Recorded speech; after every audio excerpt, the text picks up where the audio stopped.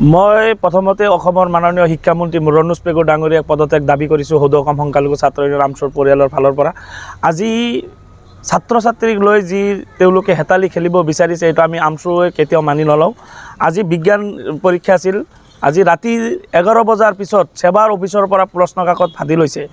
এটা চৰকাৰ থকাৰ পিছত আজি খালি মেট্ৰিক পৰীক্ষাই নহয়, বিভিন্ন সময়ত বিভিন্ন ধৰণৰ পৰীক্ষা তেওঁলোকে চৰকাৰে পাতে। পৰীক্ষাৰ আগৰ দিনে বিভিন্ন সময়ত বিভিন্ন ধৰণৰ প্ৰশ্ন কাকত ফাদিল হয়।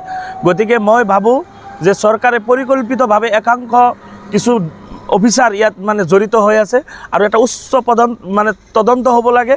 তদন্ত হৈ যিসকল ব্যক্তি এইবিলাক দুষ্কাৰ্যৰ লগত জড়িত তেওঁলোকক কঠোৰ শাস্তি দিব লাগে।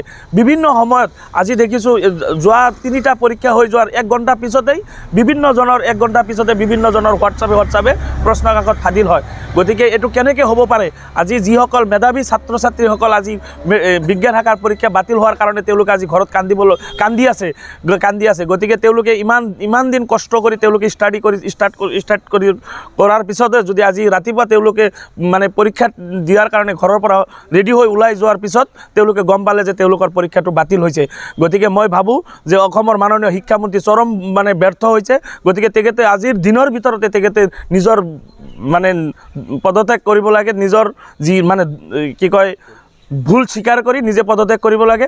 আৰু এইটো মই অসমৰ মাননীয় মুখ্যমন্ত্ৰী ডাঙৰীয়াক ক'ব বিচাৰিছোঁ যে তেখেতে নিজে হস্তক্ষেপ কৰি এইটো এটা উচ্চ তদন্ত, পুনৰবাৰ কৈছোঁ উচ্চ তদন্ত হৈ এই যিসকল প্ৰশাসন ইয়াত জড়িত হৈ আছে তেওঁলোকৰ কঠোৰতম শাস্তি দিয়াৰ কাৰণে সদৌ অসম সংখ্যালঘু ছাত্ৰ ইউনিয়ন আমচুৰ পৰিয়ালৰ ফালৰ পৰা আহ্বান জনাইছোঁ।